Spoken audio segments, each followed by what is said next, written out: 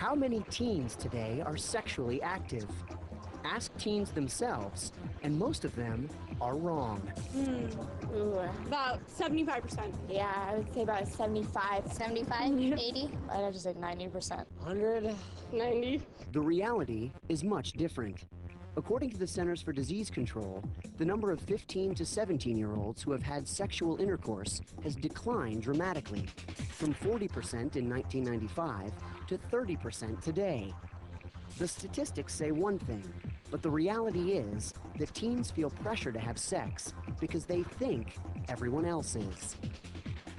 Teenagers are often trying to find themselves. They want to fit in. They want to be a part of the crowd. Well, you know, you kind of talk yourself into it or talk yourself out of it, you know. Everybody else is doing it, so I guess it's okay for me too. I think it does create somewhat of a pressure that, yeah, hey, you know, if everyone does it, you know, what am I missing out on? Maybe I should try it. So, if the majority of teens aren't having sex, where does this belief come from? Just about everywhere.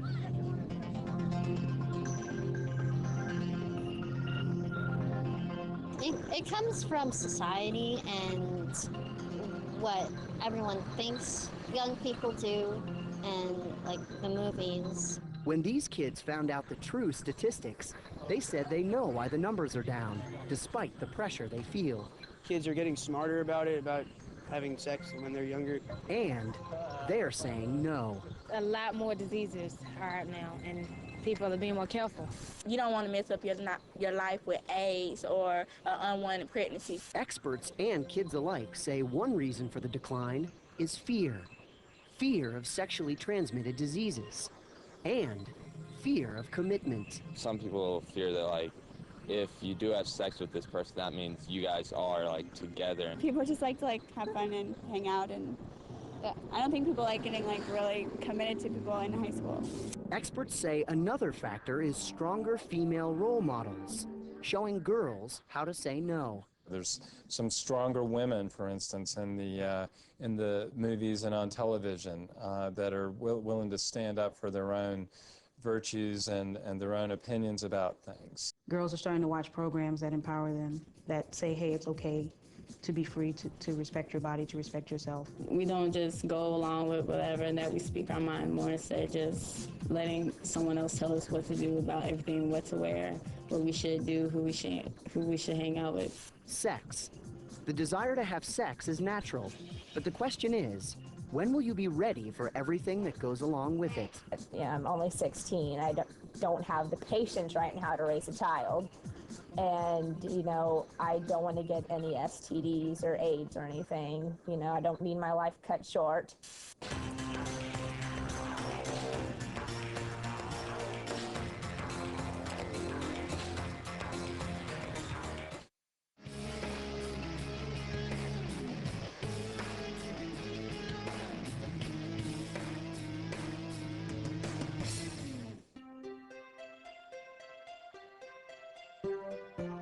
I had a friend and she got crabs, and every day at school they would itch. I had a friend one time, she got gonorrhea by having oral sex. My friend, she had syphilis. Syphilis, gonorrhea, crabs, chlamydia, herpes. Nobody wants them, but anyone who is sexually active is at risk for getting an STD. People say that they don't have STDs, but they're lying about it sometimes because they're so embarrassed. They'll just say, well, maybe they don't. Maybe they look good, they look clean, then I feel they don't have an STD. Maybe I have too much faith in people, but I believe that they would be cautious if they knew they had it. But too often we aren't cautious. The fact is, sexually transmitted diseases are rampant among teenagers in America. Every 13 seconds, an adolescent is getting an STD. Some, like gonorrhea, chlamydia, and syphilis, can be treated with antibiotics. But some STDs caused by a virus, like HIV and herpes, infect the person for life. There is no cure. According to CDC estimates, there are 19 million new STD cases reported each year. 19 million new cases, year after year. And half of them are teenagers and young adults. When we're talking about young people most at risk. We're talking about more vulnerable populations. Also young women, particularly because of the physical characteristics that allow for transmission of STDs more effectively. In fact, a study from the Kaiser Family Foundation shows 1 in 4 sexually active teenagers will contract an STD. But too often we say, it won't happen to me. Teens take chances, but that's just more the whole feeling of being invincible and being young. You don't even think about it, even though you hear about it every day. You don't really think about anything like that unless it really hits home. It hit home for Sarah during her freshman year in college. It was not something that I thought I would ever have to worry about. The only time that I've ever even come close to having sex was the one night when I contracted herpes. Sarah was on a blind date. They had both been drinking at a party. Things progressed. We started kissing. I told him I didn't want to go any farther. Sarah and her date did not have sexual intercourse that night, but they did go farther. Well, oral sex was exchanged both ways, and that was basically it. That's how I got it. I have HSV type 1, and I have a genitally. HSV, herpes, clusters of painful blisters in the genital area that can be treated, but not cured. She told her mom about the symptoms, not knowing what was wrong. Neither of them believed it could be an STD. Since she hadn't completely had intercourse, we didn't really think there would still be a problem. I thought, you know, as long as I don't sleep around and I abstain until I'm married, like, I thought I'd be fine. It's a common mistake.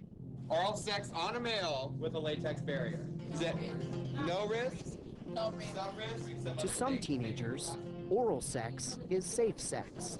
To others, it isn't sex at all. Where I live, oral sex is viewed as casual. You know, it's not going, oral sex is not going all the way. In the early 1980s, 1/5 of teenagers surveyed said they had engaged in oral sex. Today, informal surveys suggest more than half have tried it. So when the group has lowered the threshold that it's okay to have intimate oral genital contact, while everybody else is doing it, well, then it becomes somehow more socially acceptable and the risk is downplayed. But as Sarah knows, the risks are real. Herpes is just one of them. In a recent study, the Centers for Disease Control found almost 8% of AIDS patients contracted HIV through oral sex. And yet, the risk is often ignored. As a little girl, you're told, you know, keep your virginity, wait until you're married, you know, treasure that. You can only lose your virginity once, but there's no oral sex virginity. For Sarah, one mistake changed her life. It can bring you to suicidal thoughts. It can make you want to hurt yourself because you're dirty now. Many young women that I've taken care of feel that they're somehow contaminated, and I find that giving that diagnosis to someone is very heartbreaking. I just can't take it away.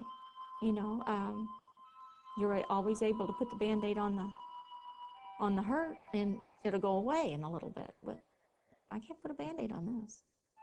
If I didn't have to live with this mistake forever, I think it would be a big difference. I think it would be a difference for a lot of people. No one wants to have a disease forever. And no one wants to face these things forever. And if they could take it away, I'd do anything for it.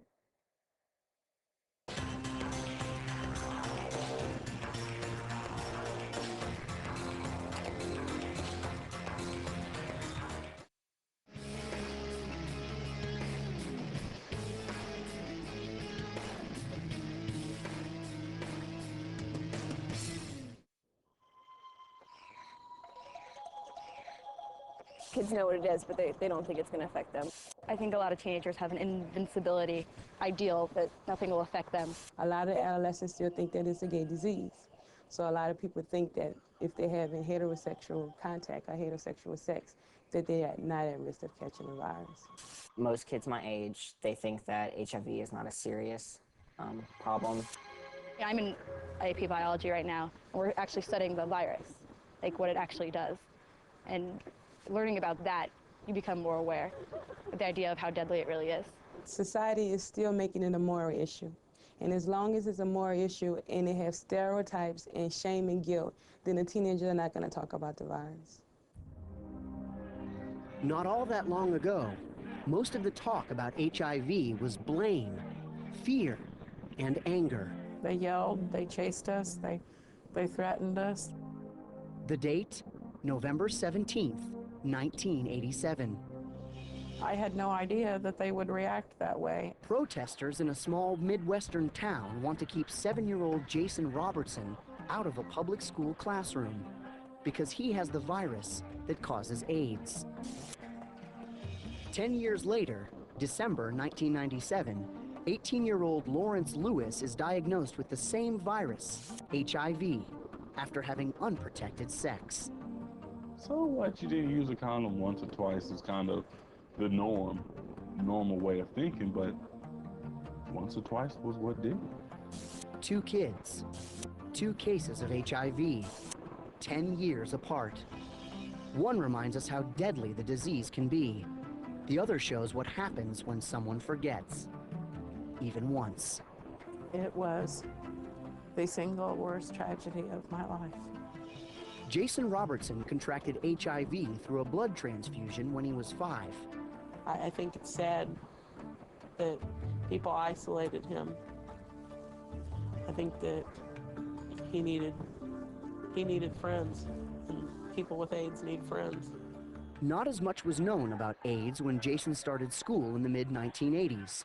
He was isolated, taught in a portable classroom, a trailer, by himself. After 2 years, the courts ruled that Jason could go to class like everyone else, and the protests began. He just knew that they were yelling about him, you know, and screaming and yelling, back to the trailer, back to the trailer. I'll never forget that line. This is the one line that everyone yelled. They wanted him to go back to that little trailer. And Jason just hated that little trailer that they isolated him in. And it was just a nightmare. I remember Jason pleading with me not to take him back to school. And he kept saying, it's just not going to work. They're just never going to shut up. Lawrence Lewis has been living with HIV for 6 years. Diagnosed at age 18, he remembers the shock when he got his results. It felt like being in the middle of a huge auditorium and you were the only person there. Today, Lawrence warns teenagers that half of all new HIV infections occur among young people between the ages of 13 and 24. He pleads with them not to make the same mistakes he did. Just do a mantra. I will use a condom if I need to. I will use a condom if I need to. I will say no if I need to. Everybody had an oops experience. The unfortunate thing is, in the 21st century, oops can mean AIDS. Jason Robertson lived with HIV until his early 20s. Tired of the side effects, he stopped taking his medication. Within a year, Jason began to lose weight, suffering from what is known as wasting syndrome. 6 feet tall, he weighed just 70 pounds. He didn't want to, I don't think Jason was ready to go. I don't think he understood that he was going to go. New drugs can prolong life for those with HIV, but the regimen is overwhelming. Lawrence Lewis estimates that he has taken literally 19,000 pills in the last few years. 2 years ago, he stopped. No more pills. He's realistic about what that means. I'm working on a 5-year framework that I can honestly see before something might happen. Because when I start thinking past 5 years is when I really start getting sad. I really start getting depressed because I'm like, will I see that? Two people, one with AIDS at a time when there was more fear and less education, and another who has HIV today, a time when there is more danger because more people have AIDS. It is still the deadliest STD of all. Jason Robertson died on September 4th, 2003, at the age of 23. It's not fair, I mean, to me or anybody. He was important to us, to me. Maybe not nobody else, but to me. He was our sunshine. He was the light of our life, the one that made us smile. He was everything that meant anything to us. Just him. If we could have one thing back, if we could give up everything I owned, everything, didn't matter the price, we'd find it just for him.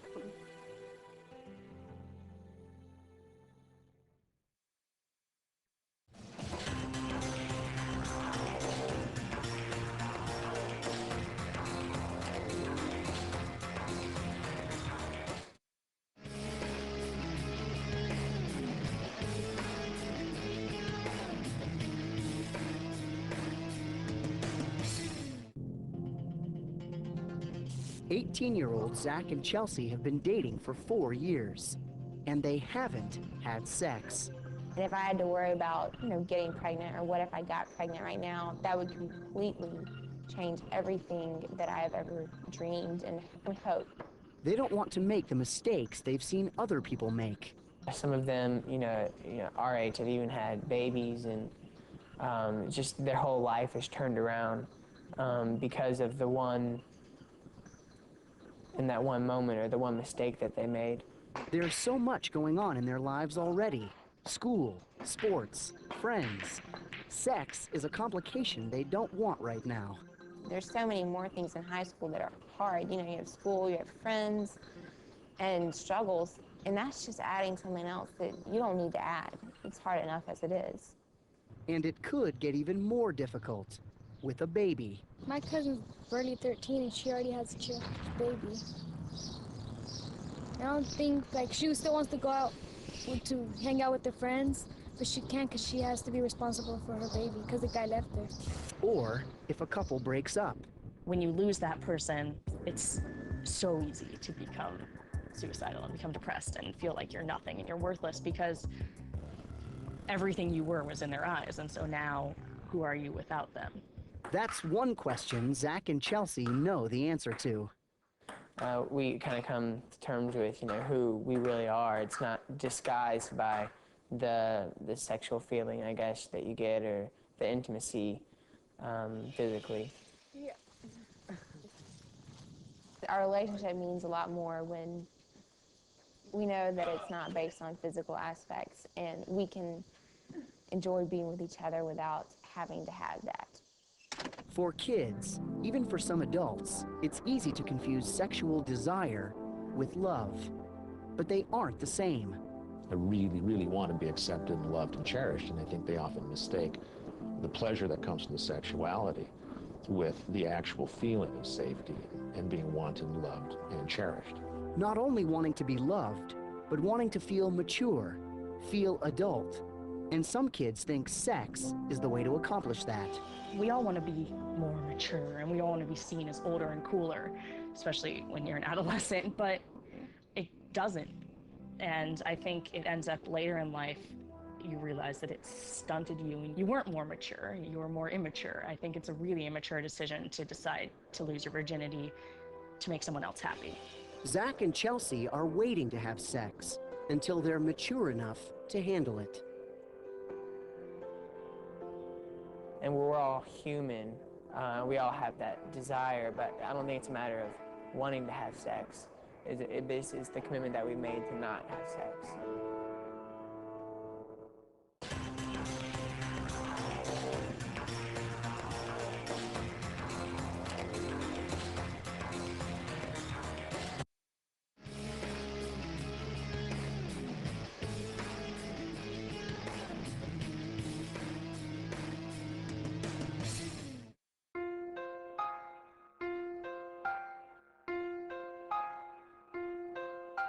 He's top priority. My son, I'm never, you know, I'm always going to be there for him every day. Imagine being there for a child every day when you're only 15. Mateo and Jenny have a 2-year-old. They're still in high school. Vanessa has a 1-year-old and is a high school dropout. Open. Oh my God, stop it. Their stories are not unlike millions of others.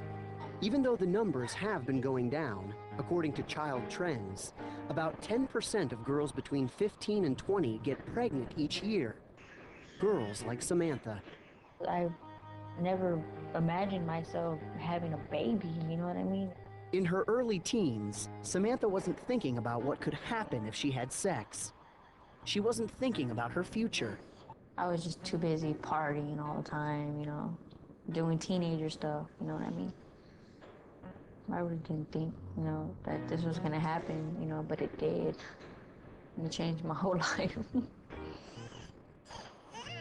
She got pregnant at 17 years old. And now, her lifestyle is much different. It's different in a lot of ways. Like, I hardly get any rest. I worry about her like a lot. I cannot sleep when she's right next to me. I can't sleep because I feel like something's wrong with her. It's like everywhere I go, you know, I gotta get everything ready, you know, so we can go. You know, it's like there's places where we go and she's all crying, you know, and I don't have warm water for her, so I gotta go find a microwave. You know, it's a lot of stuff, you know. It's like being 18 with the baby. You know. Late night feedings instead of dances. Working to pay for diapers, formula, and doctor's visits instead of a car, CDs, or the latest clothes. Instead of worrying about who you'll go to prom with, you're trying to find a babysitter. Instead of focusing on growing up yourself, you're responsible for raising someone else. Christine Crisco knows that all too well. It's very hard growing up. You're pretty much I'm pretty much growing up with my child. And it's kind of difficult. It's very difficult, actually. The responsibility can be overwhelming. And everything else, all my interests, all my activities, all my desires and dreams for myself, just from one day to the next, were just done with. And I had to be, all of a sudden, instantly become a mother. I always have to worry about her, you know, she's my daughter. You know, it's like, it's not worrying about myself. It ain't about me no more. It's about her. Let's put this together, okay? Having a baby when you're an adult isn't easy, but as a teenager, it's so much more difficult. No. These kids know all too well. I mean, I tell them, you know, just watch out, you know, because having a baby is a different thing. You know, it changes your whole life, you know, because you always got to worry about your baby, you know. Every little thing that happens to her, you know, you always got to be there all the time. You know, it takes away your freedom. You hardly get any rest. I mean, constant worrying about the baby. It's like, it'll change your whole life of having a baby.